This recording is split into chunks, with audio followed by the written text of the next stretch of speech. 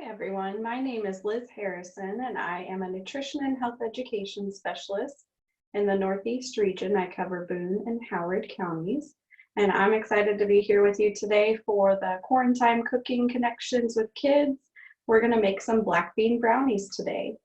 This recipe comes to us from Cooking Matters. You can find the recipe at cookingmatters.org, or you can find it via the link below. So the first thing that we're going to do is we're going to make sure that our cooking surface is clean. That's the first thing that you always want to do. So get everything tidied up.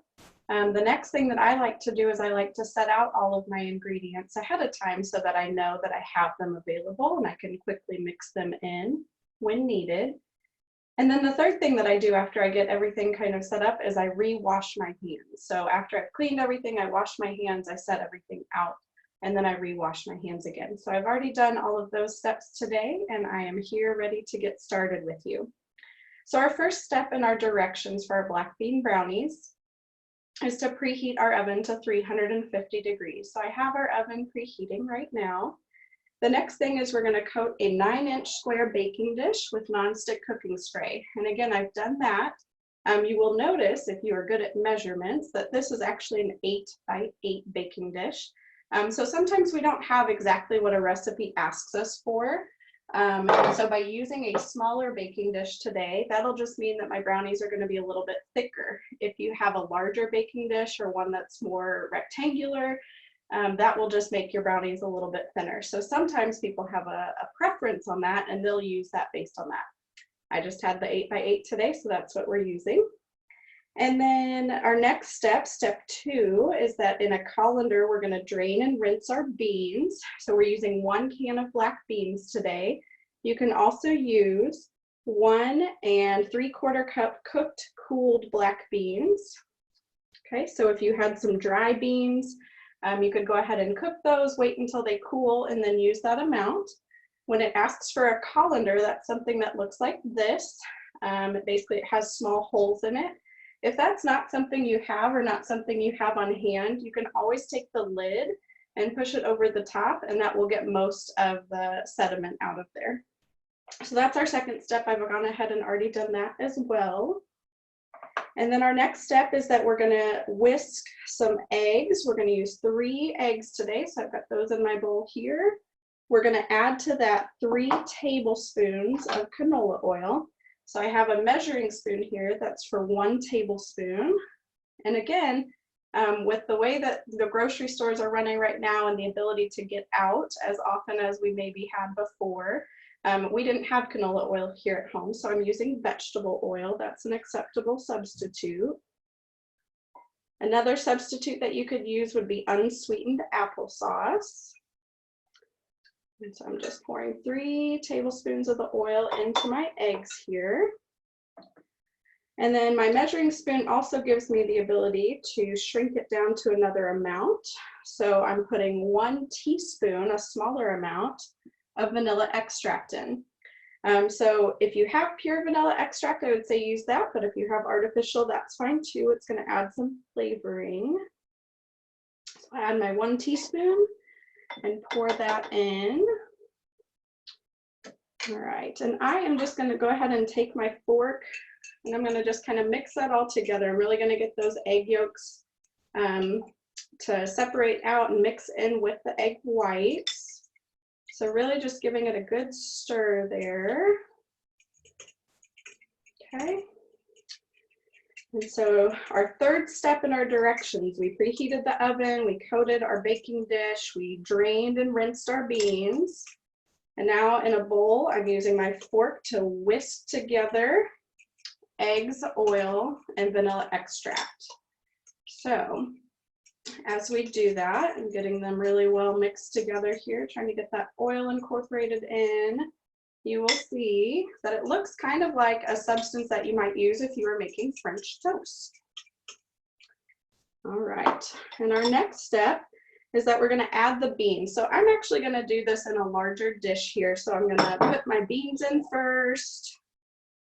And you can use a fork. So I'll show you what that kind of looks like first.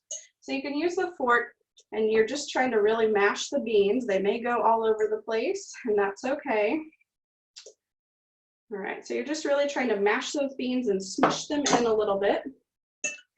So the ones that did jump out of my bowl here, my jumping beans, I'm not going to add those back.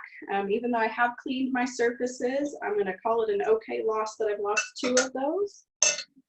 You'll see in the recipe that it also says that you can use a blender, or if you have a food processor at home, you can also use one of those to mash your beans and get that all incorporated. What I am actually going to use here today, and I found useful, is I have a potato masher, and I'm not sure if any of you are familiar with that, but a potato masher, I'll show you that here in just a second, get my bowl cleaned out, getting all the eggs, oil, and vanilla extract. We'll set that off to the side here. So a potato masher sometimes will look like this. Sometimes it'll just have wavy squiggle lines here at the bottom and be a little bit more open. But if you've ever made mashed potatoes, it does a really good job of squishing those potatoes and getting them to that consistency of mashed potatoes that we really like. So I'm going to use that to just mash my beans up here. This can take a couple of minutes, so I'm going to go ahead and pause my recording, and then I will come back with you all when I have this all stirred in together.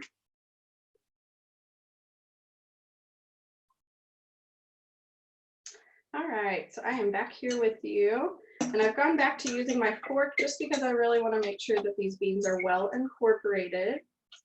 And some of you may be wondering, why am I putting black beans in my brownies? Is it because I really love black beans? I do, but that's not why I'm putting them in there. So the black beans add an increased source of protein, which if you remember from my plate, when we're making a meal, we try and incorporate 3 of our 5 food groups, at least 3. And when we're making a snack, we try and incorporate 2. So by adding black beans, a can of black beans to our brownies, that's adding a source of protein to them, which adds an additional food group. All right. We have our eggs today, which is also a source of protein.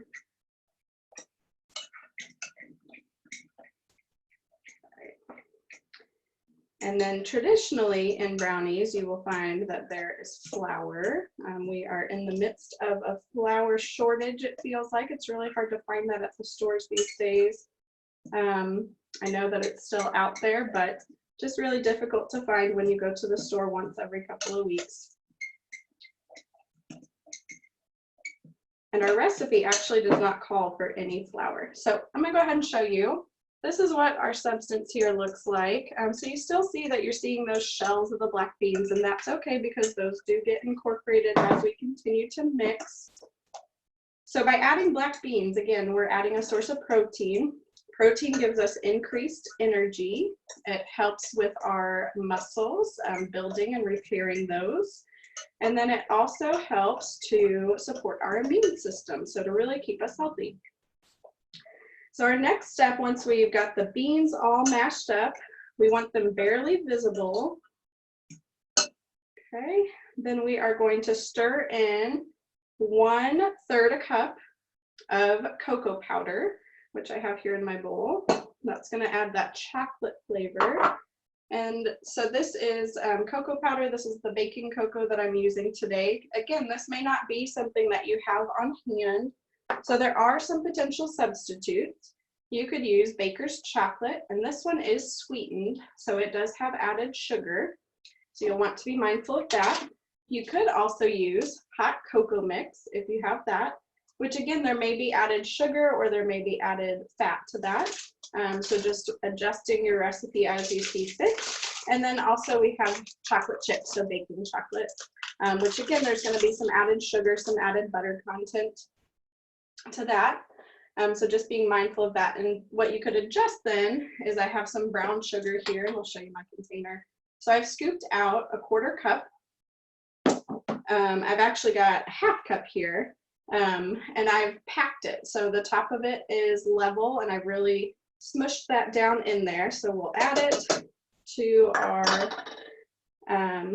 large bowl here. We've got our sugar and our cocoa. And I'm going to just continue using my fork for a little bit to kind of break up that packed sugar. And then I will move over to using a rubber spatula. Okay, so I'm starting to get that mixed in. And then I've got a rubber spatula here. If you don't have a rubber spatula or you're not sure where one is, just go ahead and still use your fork. That's going to be all right. And it dirties lesson equipment if you only use the fork. Okay, set my fork off to the side there. And so then really just stirring this to incorporate that cocoa and that sugar with our eggs, our oil, our vanilla, and our black beans. So I'm just really stirring it in the bowl here. And at this point, you will see that it looks pretty much like a brownie batter or a dark chocolate cake batter. Okay. So I'm really just mixing that together, trying to get that all incorporated. And then the other thing that I am going to go ahead and add, because my family likes chocolate with our sweets, it says that you can add optionally a ½ cup of chocolate, peanut butter, or butterscotch chips, or some chopped nuts. So I'm going to add just a little bit. So it's up to a ½ cup. We're going to just add a ¼ cup here of chocolate chips. And so I'll add that to my ingredients here in the bowl. And again, just stirring to combine. All right, so we've talked a little bit about black beans being a good source of protein. And there may be some of you out there that are not like me. You may not enjoy eating black beans. What I will tell you is that you cannot tell, or at least I cannot, when I eat this recipe, when I eat a brownie from it. All right, so we've got that blended all together. And I'm going to pour it in my bowl, my baking dish here. If you'll remember, I'm using an 8x8 baking dish instead of a 9x9 because we don't have one. Okay. And I'm really just going to work to get that all in there. All right. The nice thing about using a spatula at this point is it really helps to clear your bowl and to get every last drop in there. So this recipe will make 16 servings. And again, that's 16 when you look at a 9x9 baking dish. So I'm still going to try and get 16 out of it. I may even try and get 20 out of my 8x8. Okay, set that off to the side. So again, when you're looking at this pan, you're really seeing basically what you would see with a standard brownie recipe or a box of brownie mix. So I've got a box of brownie mix. We make them this way too sometimes when we don't have beans available to use. And the thing that I want to point out here, so in the boxed brownie mix as prepared, there's some differences in the nutrition facts from our recipe from Cooking Matters. So the black bean brownies, one brownie, again, there's 16 per recipe, has 90 calories.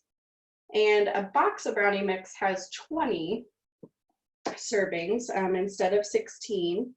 And they also show that you can use a 9x9 pan.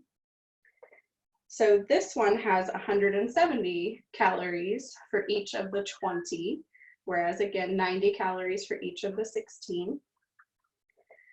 The black bean brownie, as prepared, has 4 grams of fat, including 1/2 gram of saturated fat, which is really what we try and limit in our diets.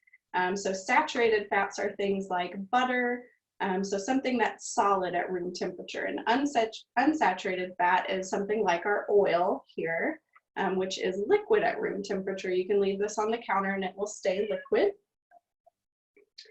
And our brownie mix, as prepared, which it asks you to add oil, water, and eggs, has 8 grams of fat and 1.5 grams of saturated fat.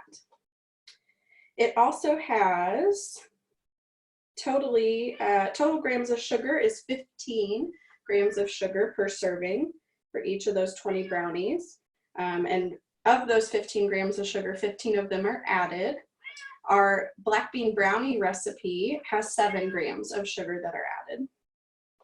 And then our protein in our boxed brownie mix is 2 grams for each of those 20 squares, whereas we get 3 grams of protein from the addition of our black bean brownies for each of the 16 squares.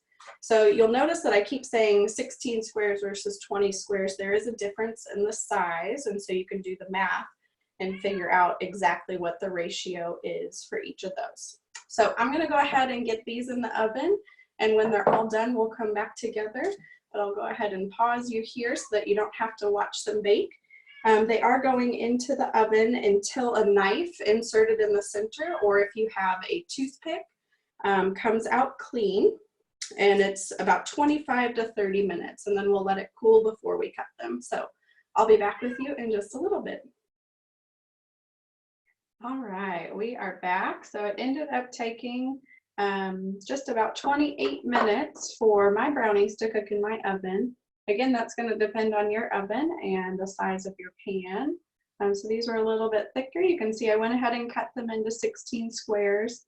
I like to use a plastic knife when I cut my brownies after they've cooled, and that's because it can make the lines without kind of bringing up the edges of the brownies, which sometimes happens when you cut them.